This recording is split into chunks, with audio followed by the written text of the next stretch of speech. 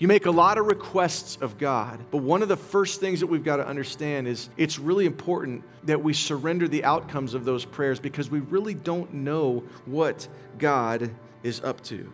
This prayer seems to be just a little bit different because it's really not about what she said, it's about the condition of her heart in which she said it. What I want you to see first today is Hannah's posture in her persistent prayer. There are 5 different times in this story, early on in the story when she's praying, there's 5 different times when she calls herself your servant or a handmaid, another translation. The NLT doesn't really capture Hannah's heart the way that the English Standard Version, for instance, does. It says, me or my or I. But in the ESV, if you go back and you read it and you actually read the Hebrew word, it's the word amah, which means a handmaid or a female slave.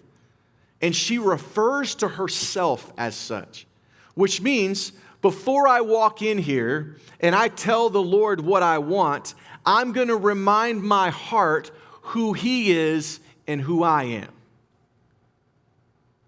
And this reality is so critical for us this morning.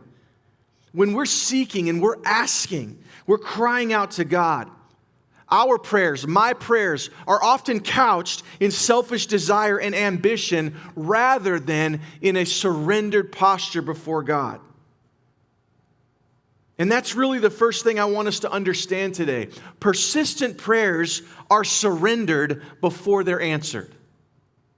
Persistent prayers are surrendered before they're answered. Hannah's surrender would have been super difficult in light of the historical context. When you think about a life of someone like this, in the Old Testament, for instance, having children, especially sons, was deeply significant, both spiritually, socially, economically. It was a huge deal.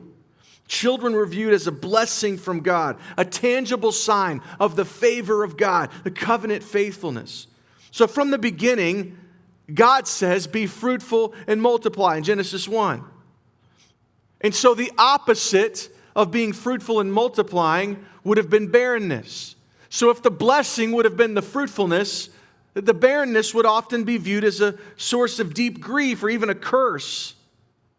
Sometimes it was even perceived as though God's blessing either hadn't yet been realized or had been removed because of some sort of personal sin or inadequacy. Now, Scripture repeatedly shows us that it wasn't necessarily that, but that's the view that people often had when women couldn't have children. Children also ensured the continuation of a family's name and inheritance and covenant promises. Land was being passed from generation to generation, and they would make, their children were the recipients of this. It makes their offspring a super important piece of preserving a family's line. Sons in particular carried the family's name, inherited property through daughters, also played vital roles when the sons weren't, at play. It's just constant. Kids were important in the life of families. The final thing you see about kids in the Old Testament is they provide some sort of security and care because there wasn't retirement plans and systems back then. The children took care of their aging parents. They worked the family land. They protected the household.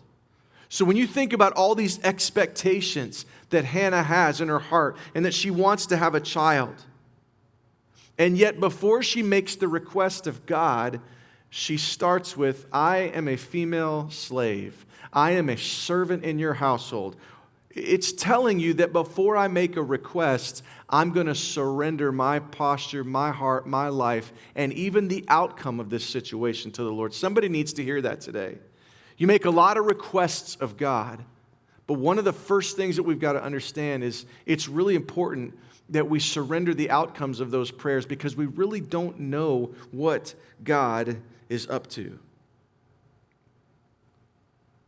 Persistent prayers must be surrendered prayers. You see, Hannah had no idea what was happening, really. She just wanted a son. She was tired of being bullied. This was one of the deepest desires of her heart. And she even said, hey, if you'll do it, I'll just take the first 3 or 4 years of his life, and then I will permanently give him back to you. I just want to bear a son.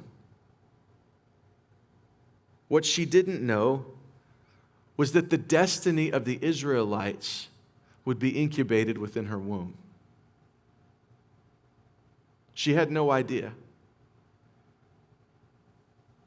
So a lot of times when you surrender the outcome to the Lord, but you bring the request, you don't even know that what you're praying for is stirring the spiritual waters, and that God may use the answer to that prayer, might do something different, the timing might be different, the outcome might be different, but whatever it is, that you can trust God in that situation.